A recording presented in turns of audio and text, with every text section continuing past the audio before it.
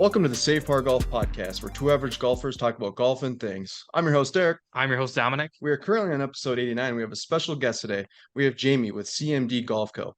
They create boutique golf items such as putters, hand ground irons, ball markers, and divot tools. If you don't follow them on Instagram, make sure to hit that follow button. The Instagram handle is at CMD Golf Co. Jayme. Thanks so much for taking the time and joining us on the podcast. Thank you, fellas. Absolutely. I was just happy I didn't butcher it. I was close. I mean, you said didn't. boutique really weird. I did kind of say it a little weird.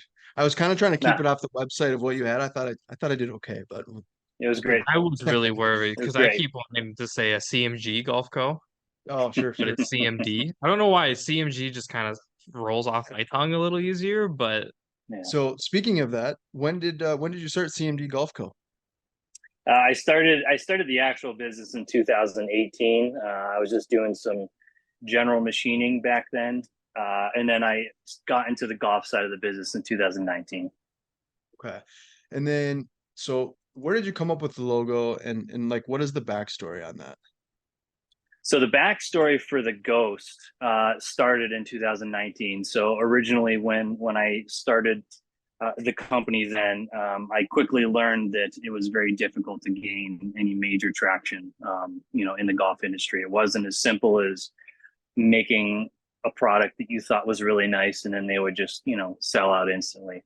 But around Halloween, I wanted to do another ball marker drop, and I happened to come up with that Ghost design, and it was the first piece that I actually had some traction with, and I had a lot of guys that said it looked really, really cool, and I thought back then that I needed a logo change, and I saw the potential with it and what it could be, and how versatile of a logo it could be, and I'm very thankful that I made the change. The original logo was a micrometer with an MD in it, so it kind of symbolized CMD.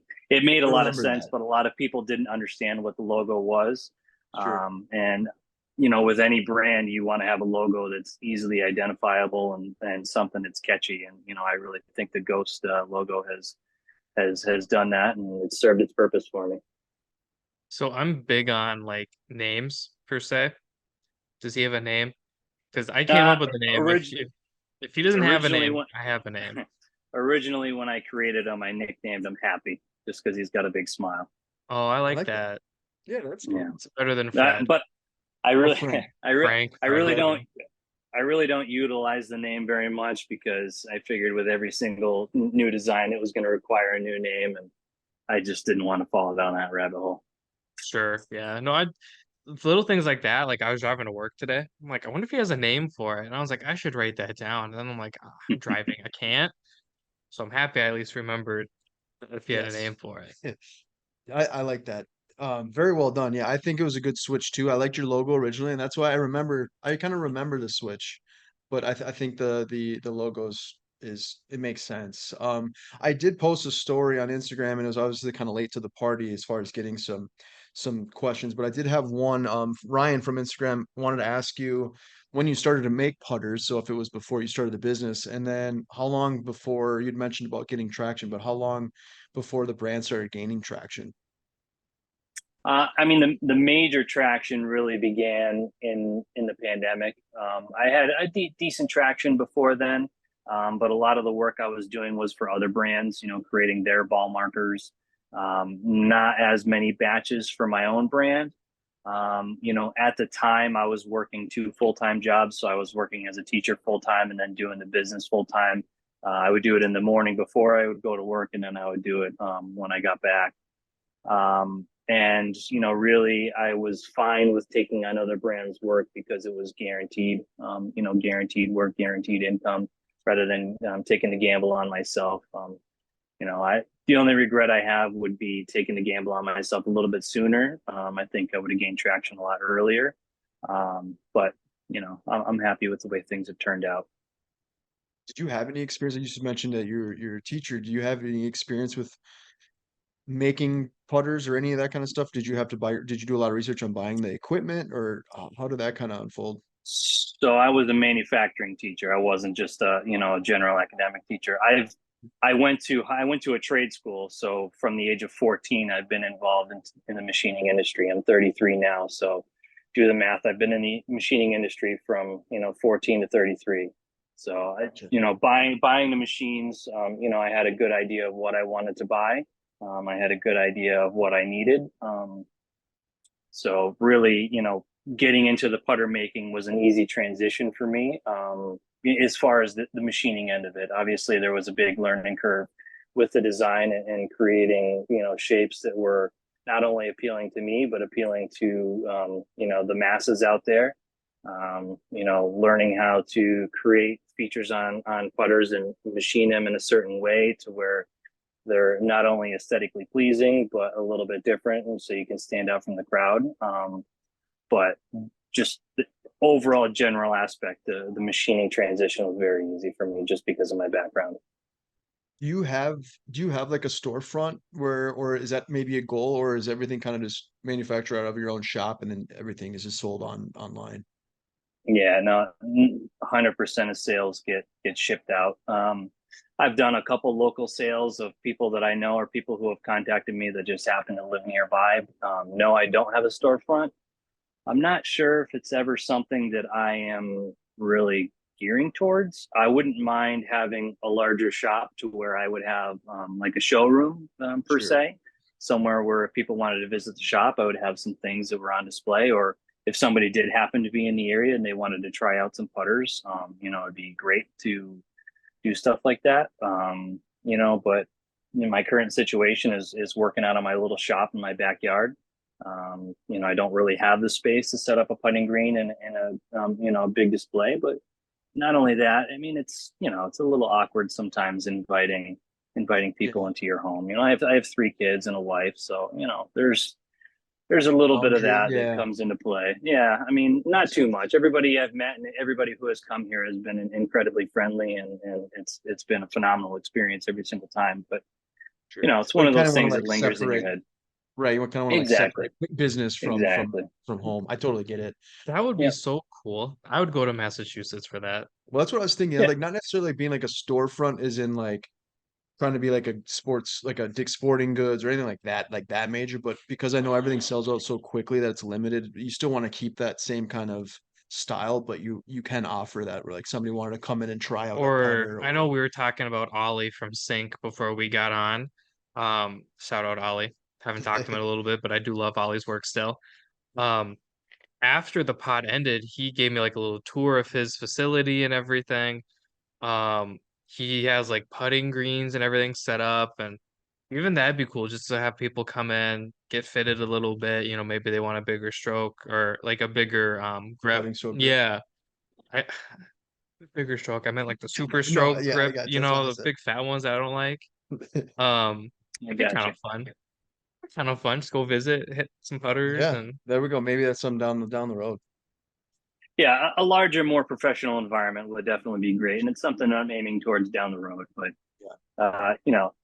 at the moment, I'm very comfortable with where I'm at. Maybe a little bit too comfortable, but I'll strike when the time's right. So yeah, let's talk about putters. So, how long does it typically take to make a custom putter from like start to finish? It's kind of a loaded question, but what are some of your favorite putters to make? And then do you guarantee like no three putts when somebody purchases a putter? No, there's definitely no guarantees. No guarantees? Okay.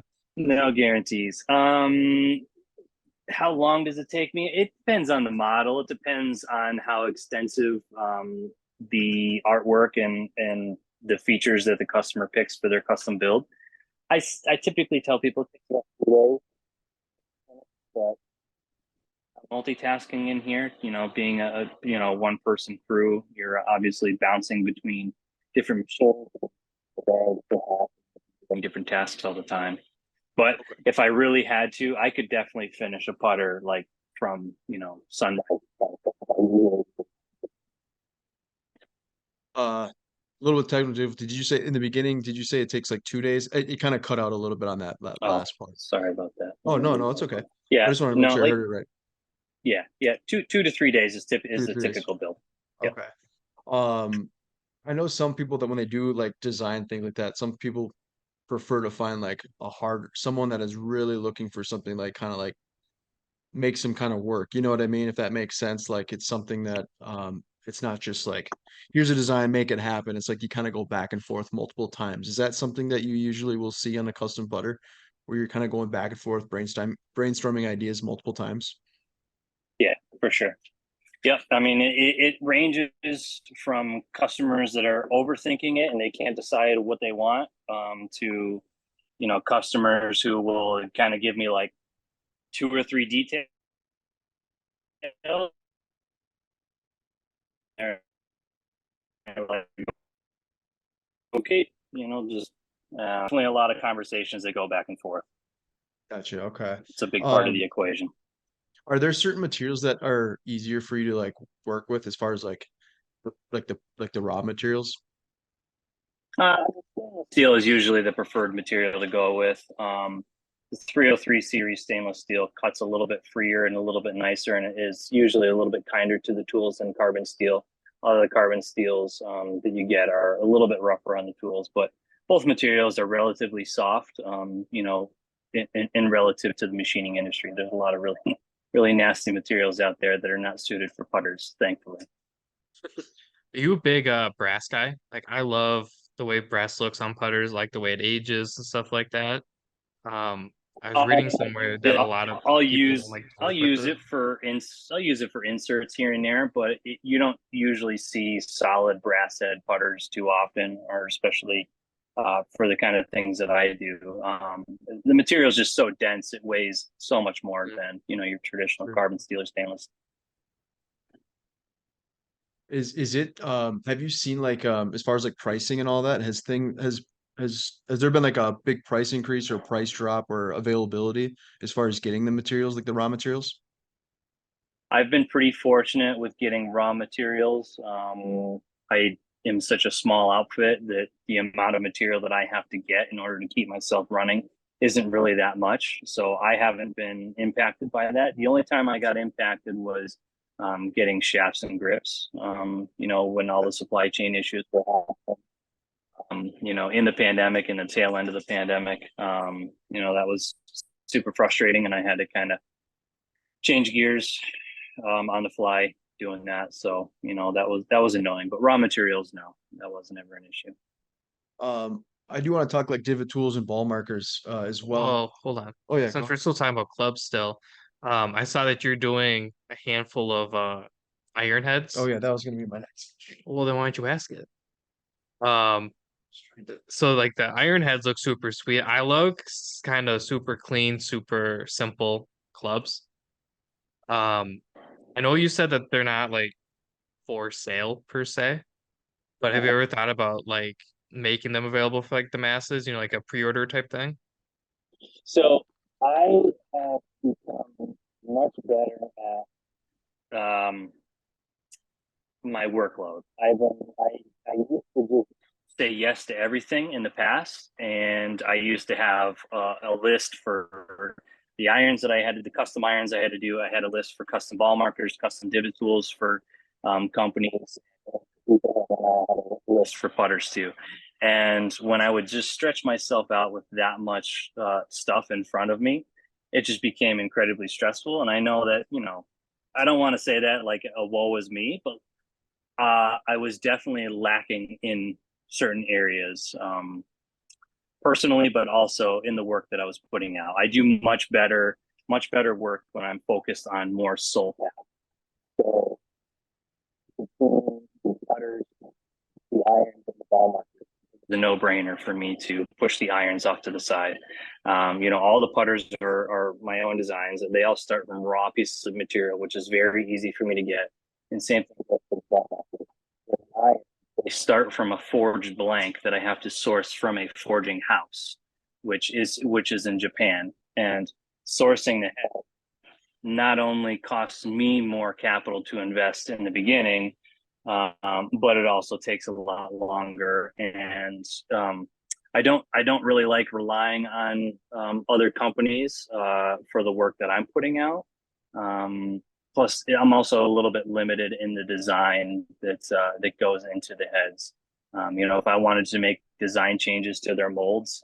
It's a significant investment. So it's not something I'm really aiming to do. I never really even aimed to do irons ever. I just bought one batch to do for myself, and it was just out of curiosity, just to see if I could do it and see how it would go. And it was very well received, and I had a ton of orders as soon as I made that first batch. So I have about 100 heads in the shop right now. I'm obviously not just going to let them sit there and do nothing, but I just actually wired up a dust collector a couple days ago, and I'm planning on cranking out as many heads as I can in the upcoming months. So Well, they'll be coming. They'll be coming. If you need someone to buy a 4-iron, I'm looking. So keep me in mind. That's a very random request, just a 4-iron. I miss my 4-iron. I bought a new set and it was 5 through gap. And I was like, I just want my 4-iron. I don't know. I'm weird. I like my 4-iron. It's my favorite club. Yeah. Okay. What do you prefer making? Do you prefer making like over like putter, divot tool, or ball marker? Is there one that you have a preference? It's always the opposite of whatever I'm working on. So if I'm working on ball markers, I miss making putters, and if I'm making putters, I miss making ball markers. Sure. I mean, I'd imagine like with the ball markers too, it's got to be I mean, they're a lot smaller. So I'd imagine like sometimes it gets a little bit more difficult, especially with like the paint fill and everything else, if that's what you know what I mean. It's a little bit harder to Super deal with. satisfying to watch the paint fill though. I don't know. Do you That's ever what I get hear. stuck on Instagram? I did want to ask this question too. Most of your products sell out really quickly, which is obviously, a good thing for you, right? I mean, it means you're doing something really good. But I'd imagine that there's a lot of people that get upset if they miss out on something that sells out, or they didn't get a chance to buy it. I mean, how do you kind of handle that? And do you run into that quite a bit? Because I mean, pretty much everything on the website obviously is kind of limited runs because you are kind of solo. So I don't, you know what I mean? So I've gotten a lot better at it over the years. I'll be honest with you. I have not gotten too many disappointed people in quite a long time.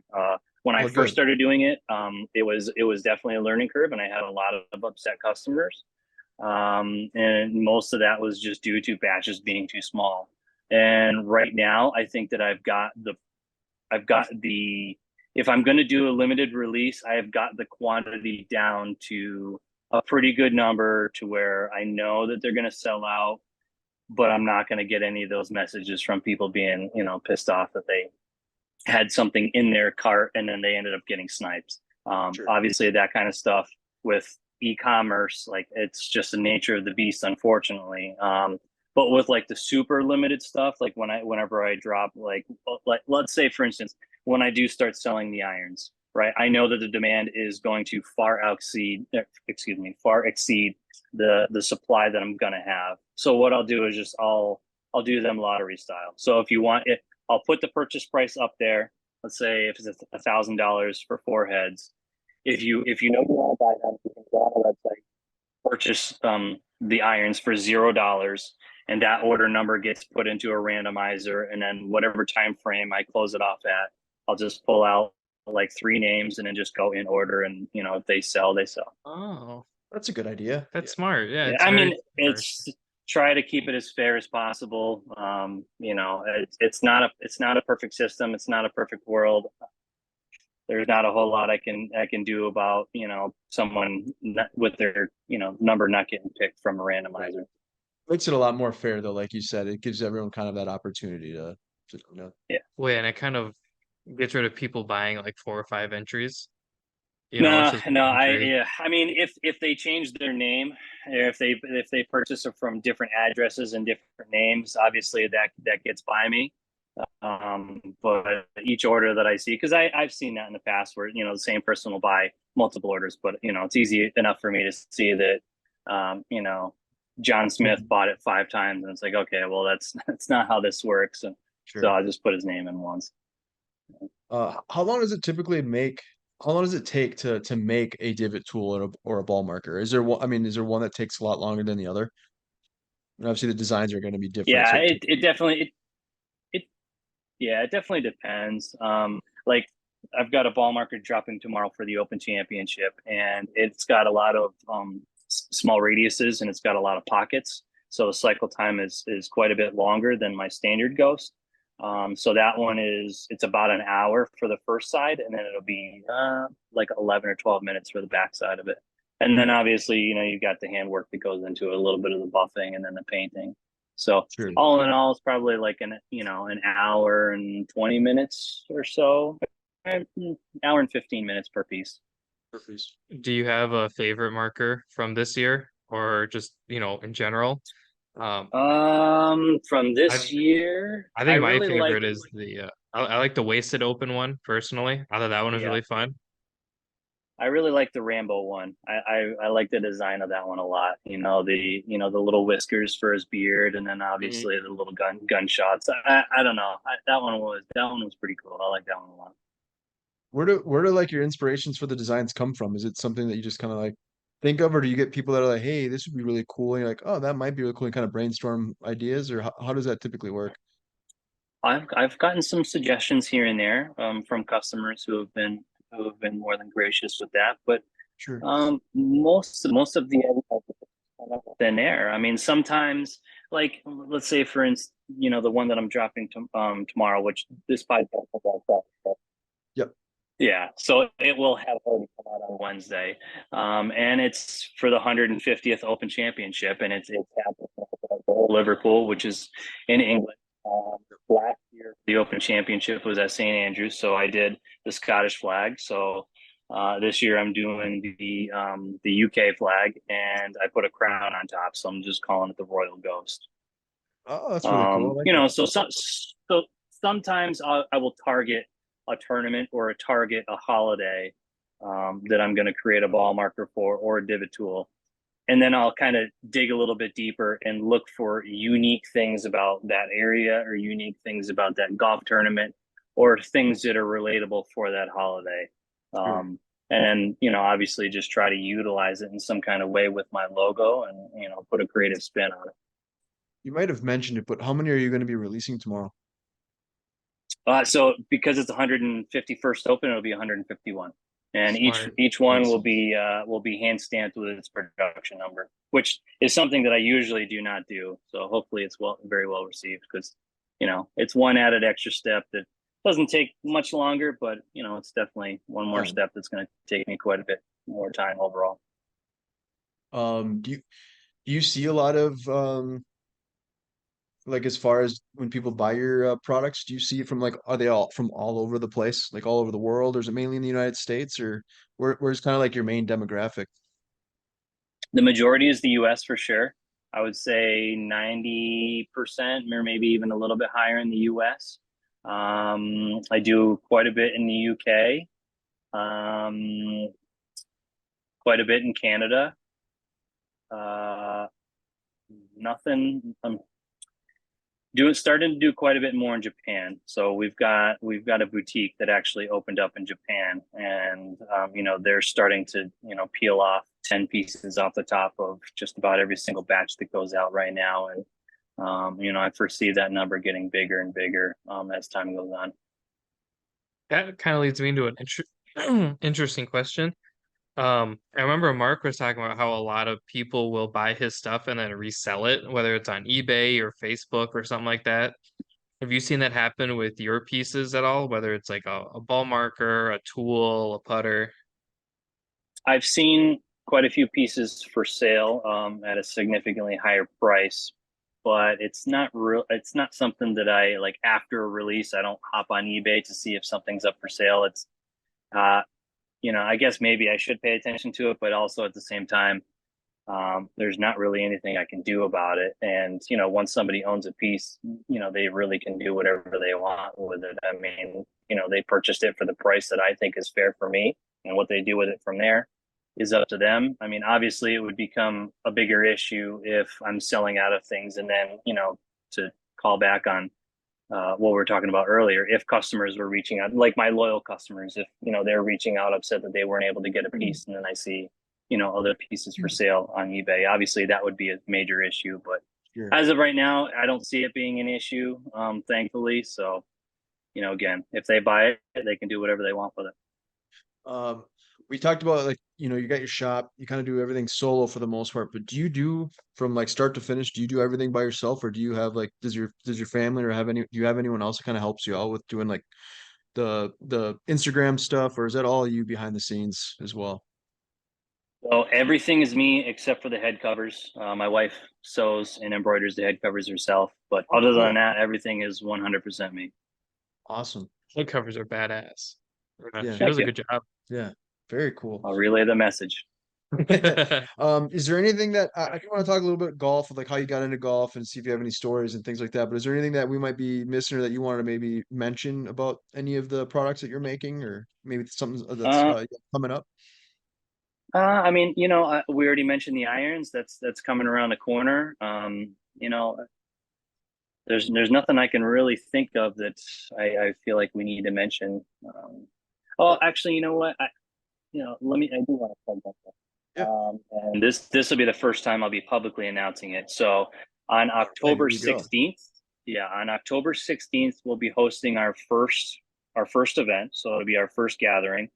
And it'll be at the Orchards, which is a couple towns over for me. They hosted a Women's U.S. Open in 2004. So it's a very nice golf course. It's a Donald Ross design. Um, and yeah, I'm very much looking forward to hosting our first event, and not too sure how many people we're going to bring on just yet, and I'm still working out all the details for it. Sure. But at least we have a date and a location. Very exciting. From personal experience, those are the two big ones to get the date Yes. and Yes. Yes, it's like a wedding kind of thing. As long as you get like the location and the date, then you're kind of set, that's always the Yeah. hardest part. Yeah. Very Well, cool. I got to set a price soon because we obviously got to start selling the spots so people can plan for it. Sure. I know you said you're in the early stages, but do you plan on doing is it just gonna be like a 4-person scramble, like without handicaps, or are you gonna try to handicap it? Do you have any ideas with how you want to do that? No, no, I'll have everybody play their own ball. Sure. I'll probably have every single format under the sun going on except for a scramble. My goal with this event is for everybody to have as good of a time as possible. So if I had to guess, it'll probably be like a best ball, and I'll only count maybe 2 scores out of the 4, and we'll do gross, net, points, all the fun games on the course. Sure. Obviously there'll be a putting contest. That obviously makes a lot of sense. Yep. So again, my goal will be to make it as fun as possible. There will have to be handicaps involved, obviously with gross and net. Definitely not a scramble. Sure.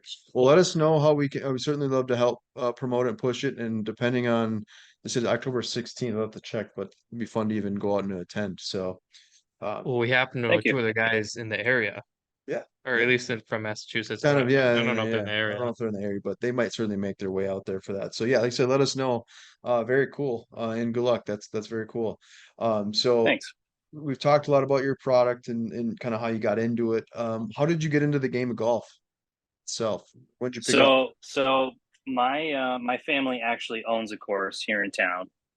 So my grandfather built the course in the early '60s, and so obviously, me being born into golf, I actually didn't start playing until I was 19.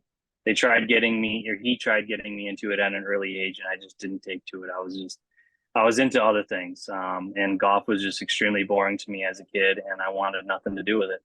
Sure. But for I happened to be around the course a little bit around the age of 19, and I caught the bug really bad, and I've been obsessed with it ever since.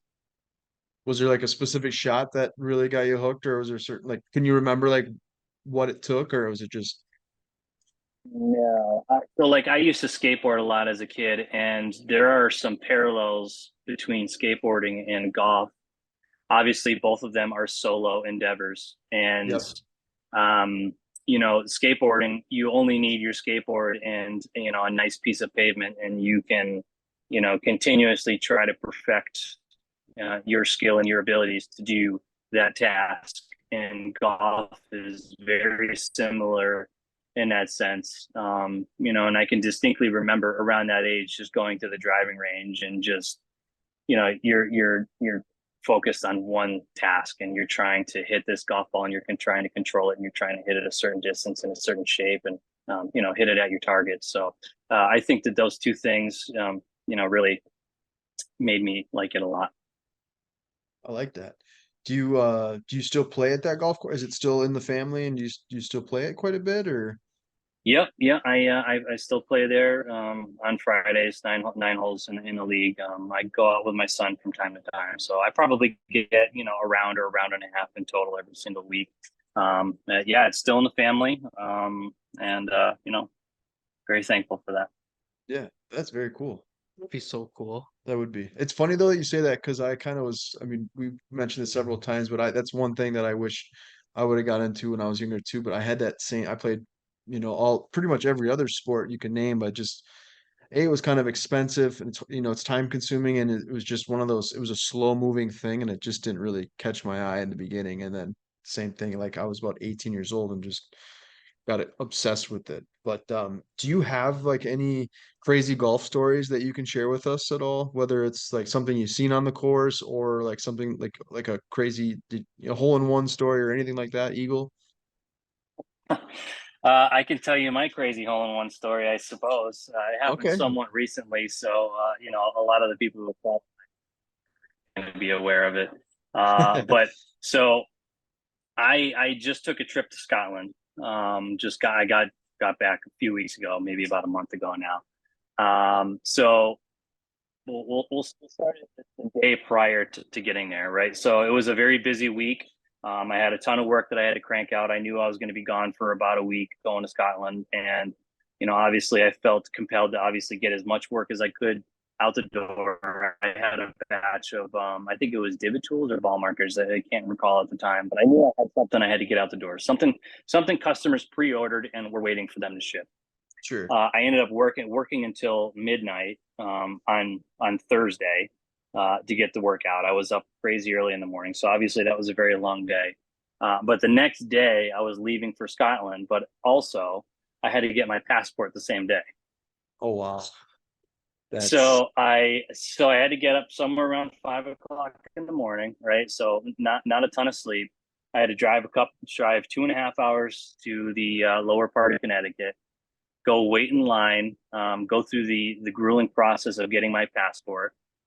I ended up getting it, getting back home. So it was about 9 hours in total from the time I got up to getting back home.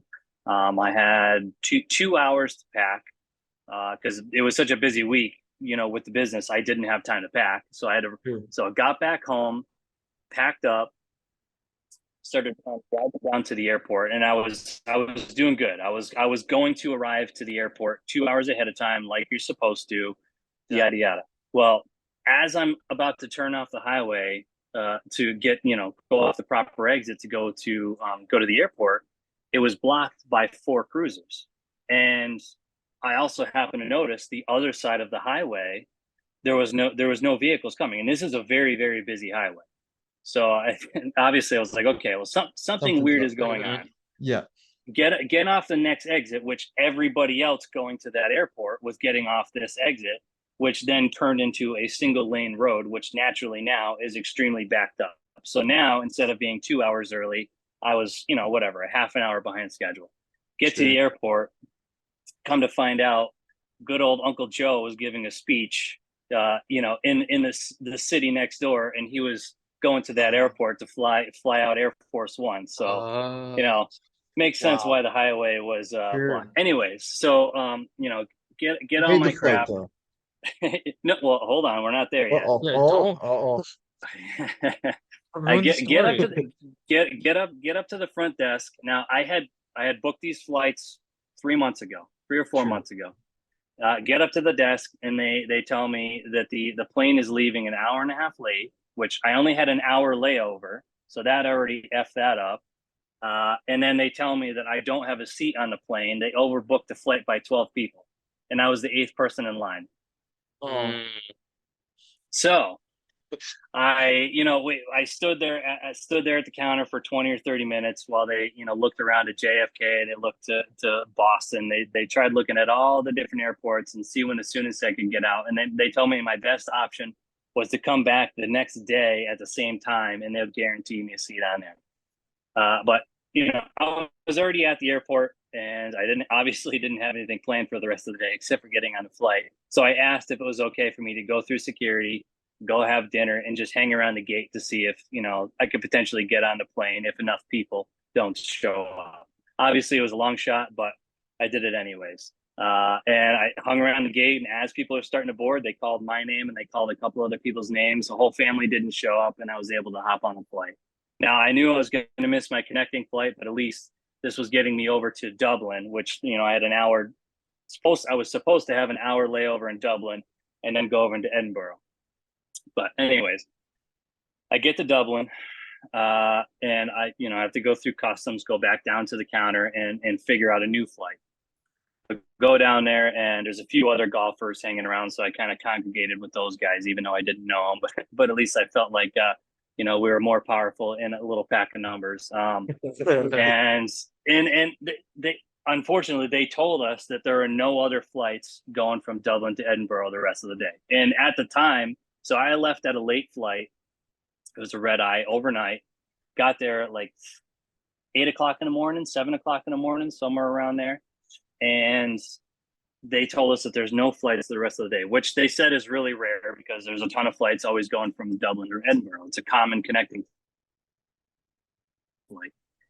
So obviously we're all frustrated and up in arms, and like we didn't know what to do, and we were just waiting in line forever because there was a ton of flights that were delayed that day, so everybody else was in the same boat as us. Anyways, this woman ends up coming over and telling us that our best option and the best thing for us is they're going to put us on a bus, and we're going to go from Dublin to Belfast, which was like a 2-hour bus ride, and we're going to get a flight later on that afternoon from Belfast over to Edinburgh. So it's like, okay, great. What, like at that point, it's just like, whatever. I don't care how we get there. If we got to take a boat, like whatever it is, let's just get it. Let's just get it done. Yep. And I was I couldn't sleep on the flight over. It was just, I was tired and frustrated. So anyways, we hop on the bus and we're waiting on the bus for an extended period of time, just making sure that there's nobody else that needed to hop on the bus with us to catch a flight. And while we're on the bus, there was a taxi, a couple cars behind us that burst into flames. Oh my gosh. So Like anyways, the bus driver broke down. yes. No, oh my God, that would have been even worse. Anyways, the bus driver hops on. How long is the flight from where you're taking the bus to Dublin? How long, or not Dublin, to Edinburgh? From it would only be like it's like an hour and change. It's nothing. Oh, okay. So not bad. Yeah. No, it's nothing. So anyways, we take the bus ride up there. I fly over, no problem. I catch an Uber. I was supposed to have a tee time at 3:56. I was meeting my friend there. And the Uber said 4:15. I sent him a text. He changed the tee time to 4:40. Get over there. I was able to sleep on the bus. So up to this point, I don't know how many hours I'm into this trip, but I had like 3 hours of sleep in total. Get there, go straight to the men's locker room, get changed, go to the first tee, go play, get my first hole-in-one on the 16th hole at Dunbar Golf Club. That is so cool. What was the distance? 130 yards pitching wedge.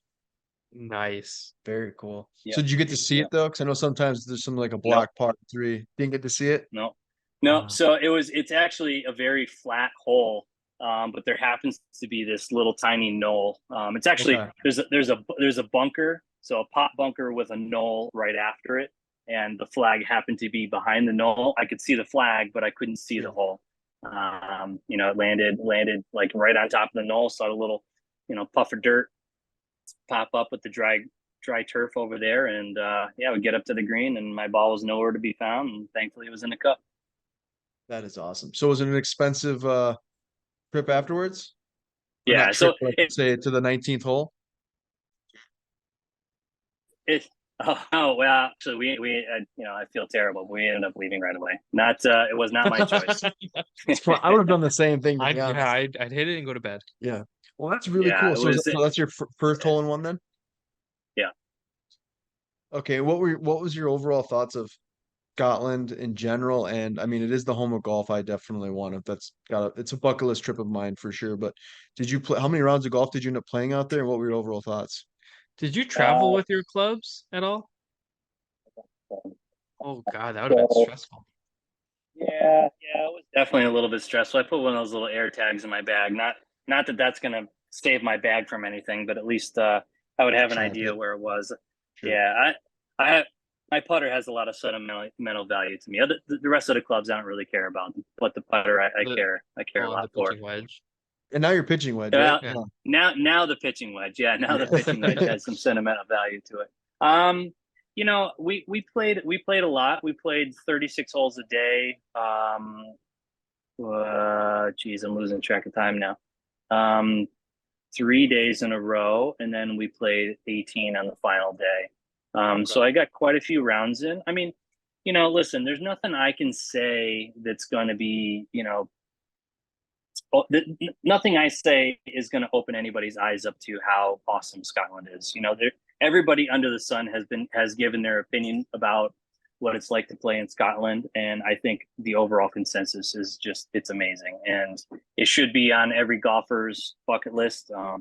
If you get the opportunity to jump on it, do it. If you don't have the opportunity, find a way to make it an opportunity. Sure. You play golf a little bit differently over there. I mean, you still obviously have to, command control of your ball, but it's just the questions that are asked of you on the golf course are a little bit different than what we're typically used to here in the U.S.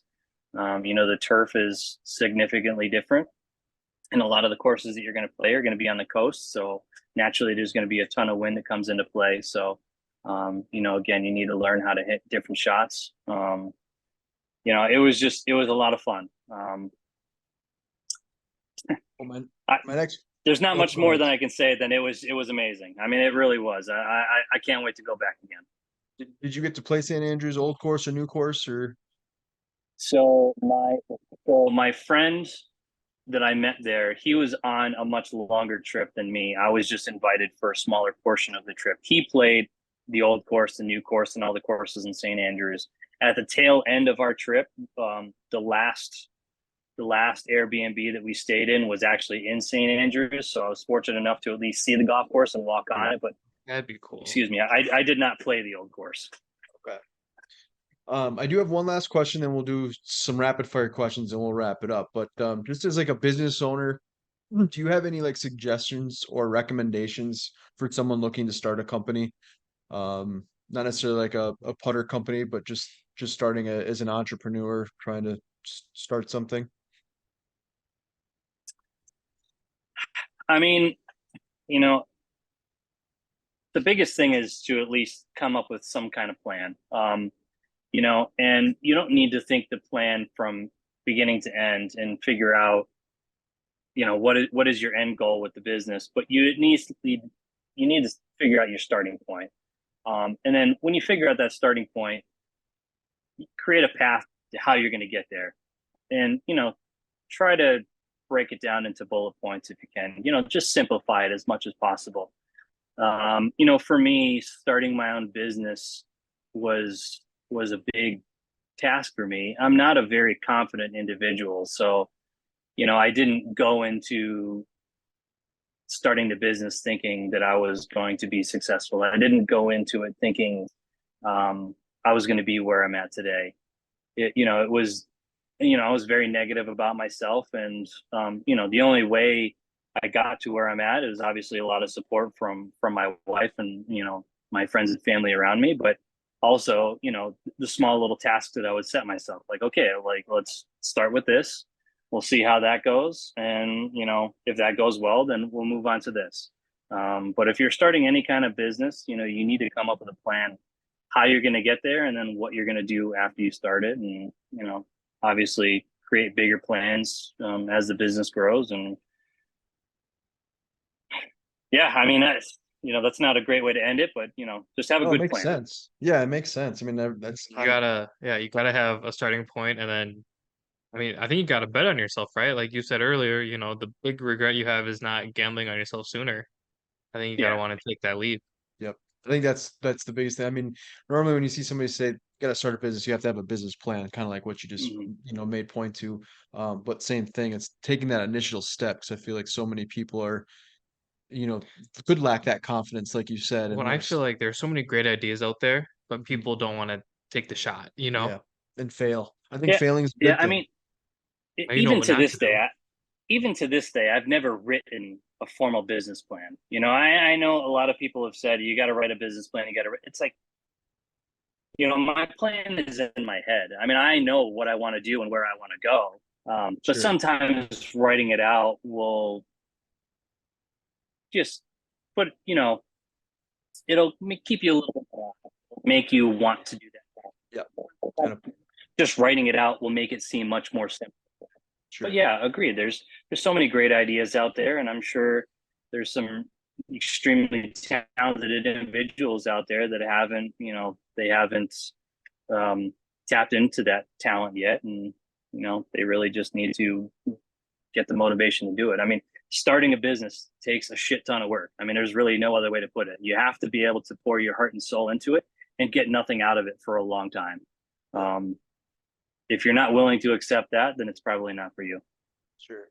No, I love that. Well said.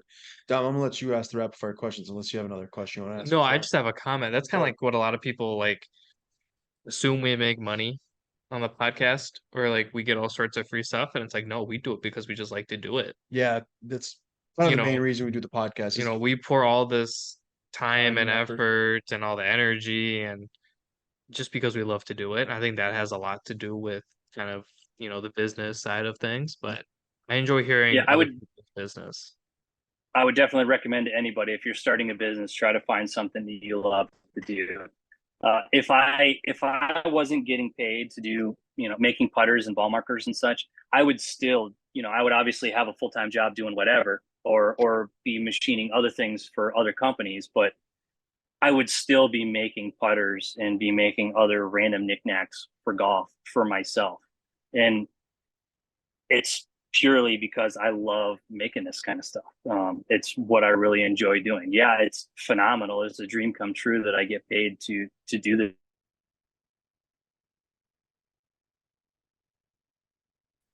But purely, I absolutely love.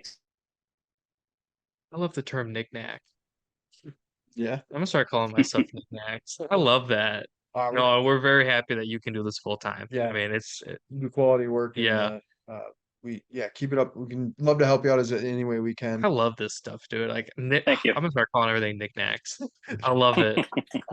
Fire away. We got some rapid fire questions. I think you've already answered a couple, but we're gonna Yeah. ask them anyway. So So, Sure. obviously we know you play a lot of golf a week, or Hmm. maybe, what's your favorite snack? So favorite drink and favorite snack would be an orange Gatorade and Fig Newtons. ooh, Fig Ooh, I Newton. haven't had a fig Newton in who knows how Yeah, long. those are good though. Those are good. Are they filled with Solid. figs? It's well, it's. I mean, I don't know which one you go with, but I go with like the I had the strawberry yeah, the ones. strawberry Fig Newton is typically what I go with. There's grape. There's a couple different flavors, I think, but I think I don't strawberries. know. I grab Fig Newtons. I think they're just regular Fig Newtons.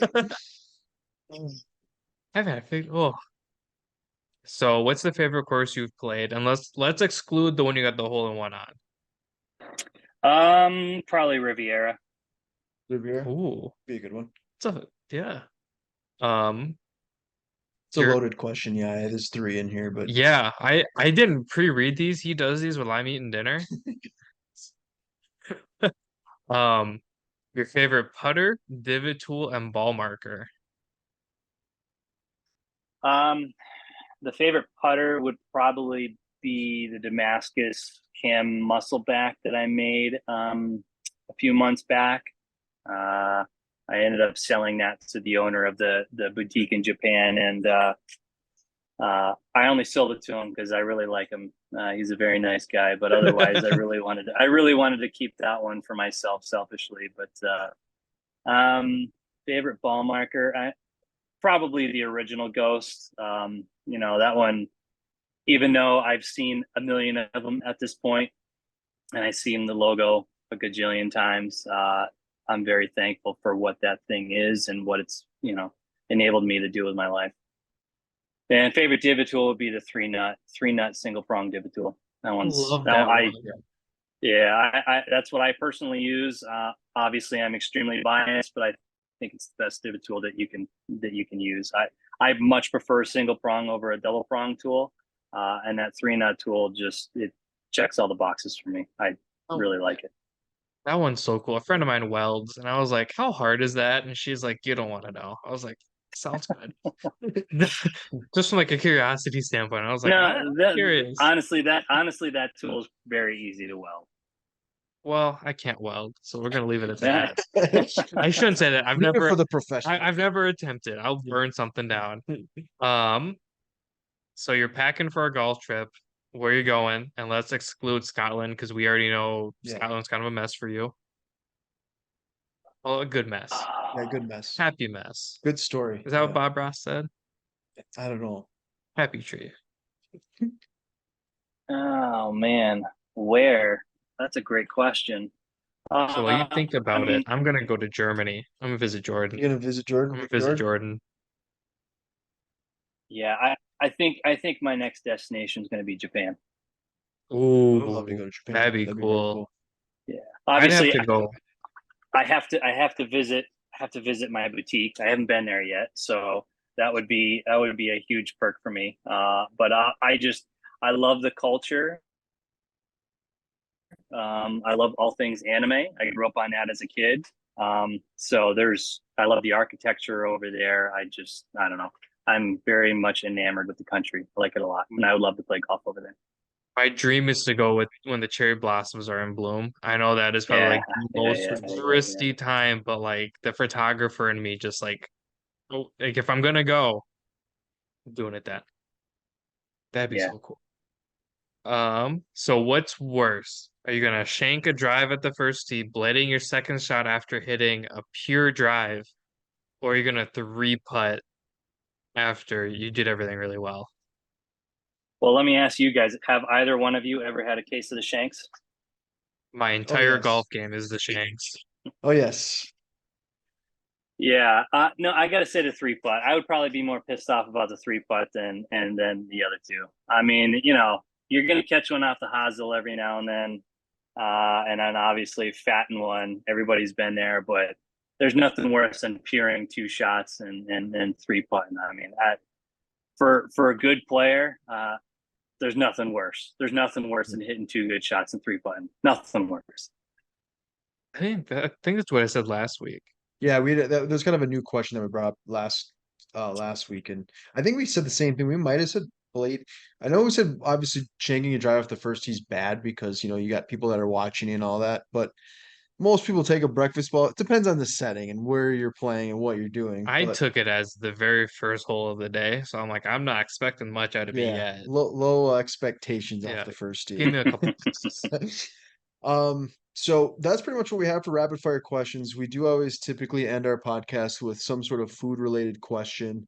If we come visit you, where are we gonna go? And then the last question would be if it was your last meal, what would you want to eat? And it could be you can start from breakfast, lunch, and dinner, or you could just do whatever your favorite meal would be. I mean, Western Massachusetts isn't particularly known for any types of food, but I personally believe New England has the best pizza in the world. So Interesting. you can get some phenomenal pizza around here. Is there one that like I really mean, like pops out? Is it the water? Does the water make the pizza? I don't know. There's a lot of Italian immigrants around here. Sure. So there's a lot of really good Italian restaurants around here. I really like Pasquale's here in town. I think that they make the best pizza in town. But again, that's my personal preference. Sure. And then, what was the last question? Last meal? Basically your last meal. Yeah. Some people like to go all the way from like starting from breakfast, lunch, and dinner to dessert to just keeping it, easy and simple and just choosing one meal. It's up to you. I mean, I could take you through the whole day. Sure, no problem. Yeah, let's do So it. I would probably start the day off with my wife's homemade cinnamon buns. She makes them from scratch, Oh, that and sounds they really good. are they are phenomenal. I would follow that up with a bacon, egg, and cheese on a plain bagel from Ooh. Tandem Bagel. I would have numerous iced coffees. I'd probably grab one from uh, every one of the coffee shops. Again, I know that this is my last day, so Yeah. you know we're just gonna go for it. Go on a Around caffeine diet. lunchtime, we're gonna get a burrito from Two Rivers Burrito here in town. And then for dinner, we are going to grill our own ribeye steak, and we're gonna have scallop potatoes, corn on the cob, and French bread. Are you having dessert after all that? Yeah, but yeah, we'll have a banana split. Why not? Banana split. All right. Yeah, you might as well go all in, right? That was a good list. I like it. It's like you've thought of it That before. was, yeah, that was impressive. That was Well, right I off mean, the I top. told you I listened to you the last couple podcasts, so I put some thought into it. You had to That's come. true. That's Well, true. we appreciate you listening and tuning in and coming a little prepared. So, Jayme, man, it's been a pleasure. We really appreciate your time. And we'd love to have you back on down the road and keep up all the great work. And again, we'll help you out with posting the upcoming event here in October for you as well. Absolutely. Well, thank you guys. I really appreciate you inviting me on. I'd be happy to come on Abs- anytime you want. Awesome. Absolutely. It Thanks was again. fun. Keep up the great work, and yeah, we'll talk soon. Thank you. Yep. Thanks.